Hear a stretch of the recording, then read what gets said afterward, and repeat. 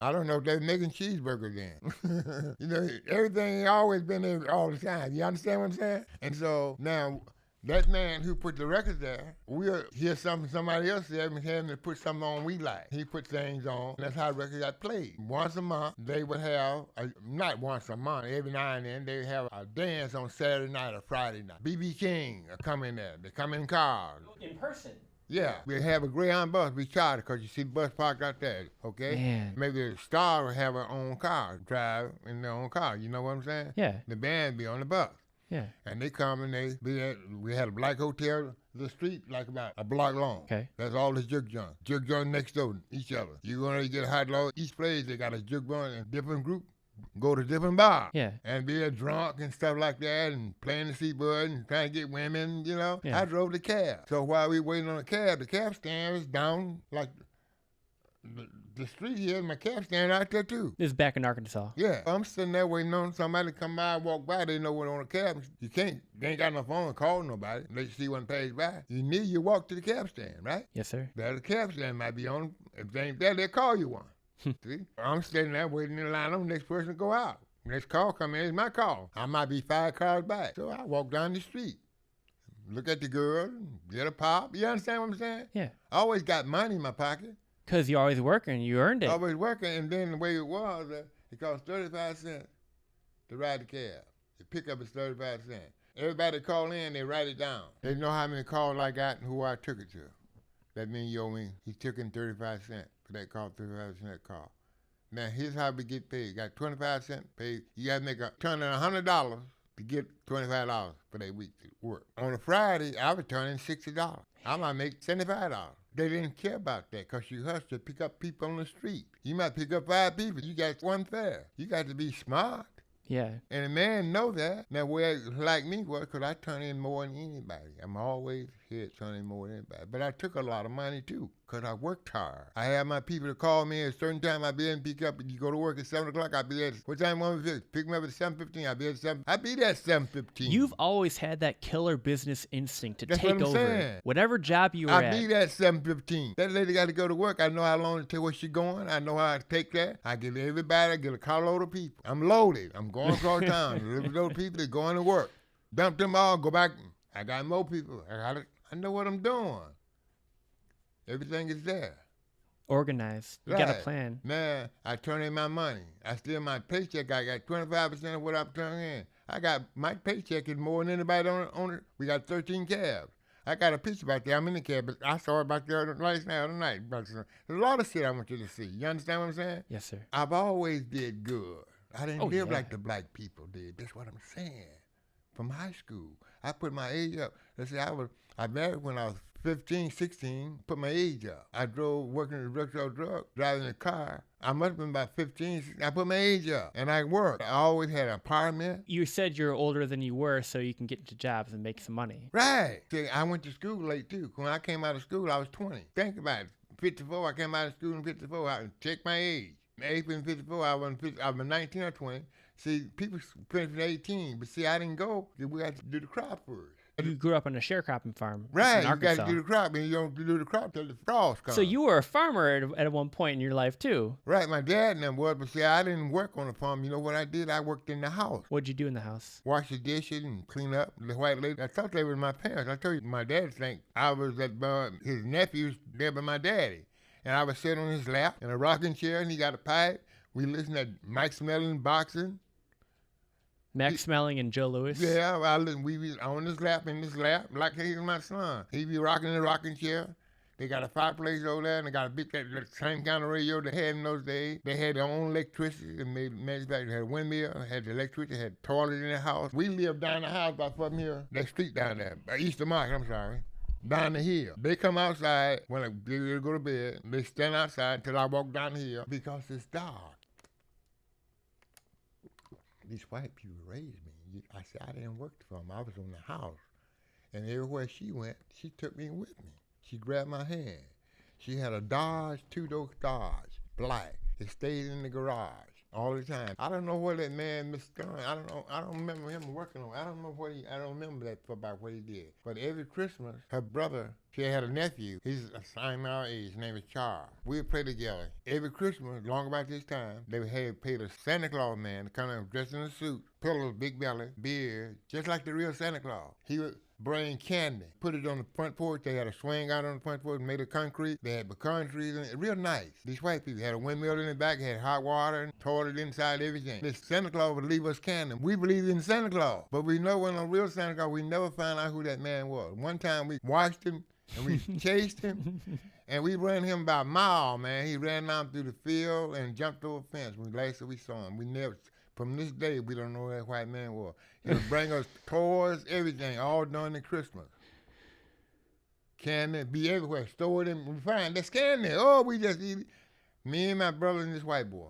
See, I was raised up like them, and when we get with the other people, I know what I'm supposed to do. We ain't supposed to like the white girl. We know that. You knew your role, your place. That's what I'm saying. We didn't try to fit on. We didn't do that shit. You understand what I'm saying? Yes, sir. We played together and everything. Laid down together, slept together. But we didn't do no funny shit. When she go to their house, she take me with her. And I play with her kids outside, and they be in the house sewing and doing whatever. I was just like them. I don't know nothing about no being white and black and that kind of thing. But what happened is, my dad was raised up with this man he worked for. They the same age. But now my daddy called him Mister, and that boy who was the same age as I, and my daddy saying yes sir to him. And I told my daddy, you ain't gonna say nothing. That's my friend, you gonna call him Mister? I didn't like that. And one day we was playing on the sawmill, and the white man came out and scolded us, and I scolded him back. And we got into a consultation. I scolded that white man.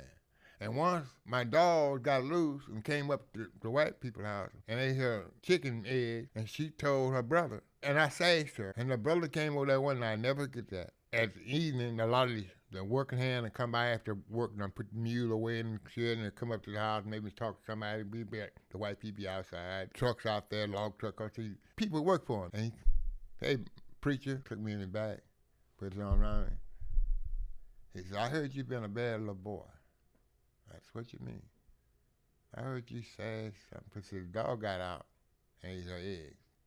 And she told me to tie the dog up. I said, you tie your dog up. My dog and something like that. And he said, well, I don't like bad little niggas. They know I do bad little.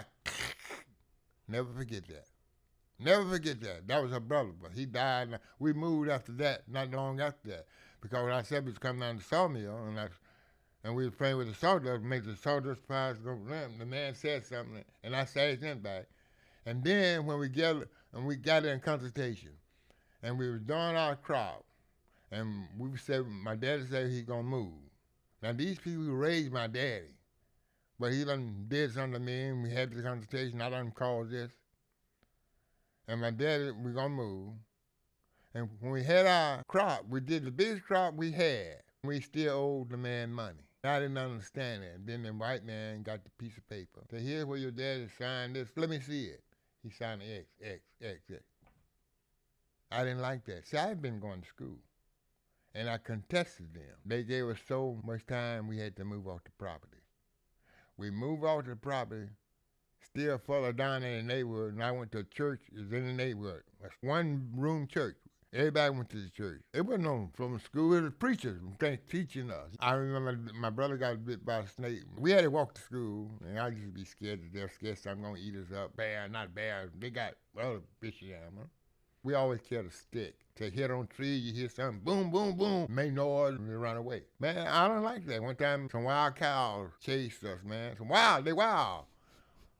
And the snakes up there, you jumped up, clammed up on a wire fence, snake went through the... Hey, I've been chased by a boy. Wild man, gotta walk through the woods to get to the trading center to get something. And so anyway, so we moved over there. I was saying about we had borrowed the money, right? We taught my daddy how to sign his name, not sign the X. But we moved off the farm. See, I've always been a militant, okay? Yes, sir. And I was young. And my daddy, he took that. And then, but when we moved off the farm, my daddy still worked for him because he hauled logs and puffwood. You got to stack it so high, 6 feet high or something. You know what it is? Puffwood. You cut 6 feet long, wood so long, you got to pick it up and put it in the stack square. You understand what I'm saying? Particle board? Huh? Pubwood? Pulpwood, yeah. Okay. You know, the log, cut down a tree Yeah. and cut the tree so long. Am I right? Okay. And logs, you cut them so long. Okay. That's what my daddy did for the man. He got $40 a week. That's dangerous. You can hurt And yourself. it's hard work. And Yeah. you know how they loaded on the truck?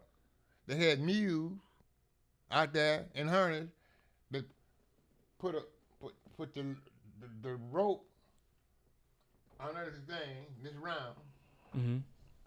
and then you pull it, and it pulls up on the truck. Now they got winches now. You understand what I'm saying? Yes, sir. But I'm saying that's the way they did then. We had to cut the thing with a. The old timey, yeah. That's what we did. I didn't want to do that. Not shit. power manual. We, when they size. wasn't made, power made, everything was manual. Okay, I didn't want to do that way. Okay, and I wanted to lead there, and that's what got in my heart. I worked at a sawmill. You know what a sawmill is?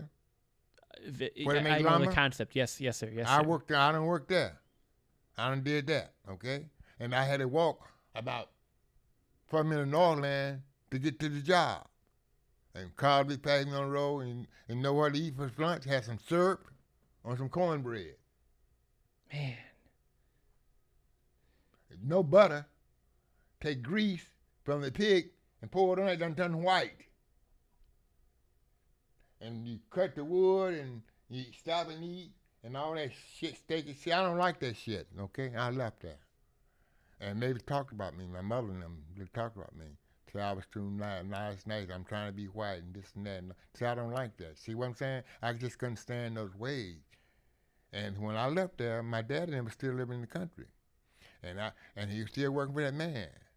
Now, and my brother took a job from a white man, kept him going out to the army. My brother moved and got married and lived out on a farm, got paid $100 a month. All he had to do was feed the cows and do stuff around there, fix fences and shit like that. One Sunday he went to work, went to church, and late getting back to feed the cows, and this white man go down there in this big Cadillac, took a friend with him, probably told him, go and show you my ranch. My brother went back to feed the cows, and he told my brother he had so many days to get off the lawn, get off his property. Ain't pay. And I went down there because he paying, man, I couldn't stand that. And my family, they talked about me for doing that. They discredited me. You understand what I'm saying? Because I didn't like that. They would give up and run away, but you would stand and face your enemy. Right, and I brought my brother here. I got him here, got him a job that people never seen him. They said, I don't know your brother, but your brother's good as you. I'm gonna hire. How long it take to get here? Give him 2 weeks. Called my brother drove here. He got a job for the parking lot down by the city saloon. They paid him for the park there on the corner there. He worked in that parking lot for a long time. He bought 2 houses. One of his daughters a nurse. His granddaughter's a doctor. I bought him here. He got a house, an old parking house on Hartwell. I got his own thing. I brought him here because I understand. He came here and he said he wanted to stay here, and I got him a job. And people, but then they got it because of me. He held a job for him. Brother worked for him for about 20 years. They had the parking lot down there, and the parking lot got the footballs on Trumbull there. He worked every day, and then he got a job at the factory. He worked there, and he worked 2 jobs. Man. And sent his kids to school. Man. And like I said, his granddaughter just became a doctor here a few months ago. Praise she just God. got married about 3 months ago. Praise God. His granddaughter, he just died. My brother did. I'm sorry. But I'm just still saying, I got my brother from down there, because I wanted to be. And they all talked about me when I left. I was trying to be white. You were trying to live the best life you could live. That's right. No color about it. You're trying to live the best life you could live. And I don't want to go back there, but the way the system is now, it's trying to take us back there. It's worse off now than it was then. Talk about right now. Talk about that. You call people racist and all that kind of thing. You call me something, you got a problem. We got to call things as they are, man. It is what it is. Thank you very much, Mr. Canady. It's been a pleasure. Oh, yeah. It's an honor to speak with you. Thank you. Until next time. Thank you. All right.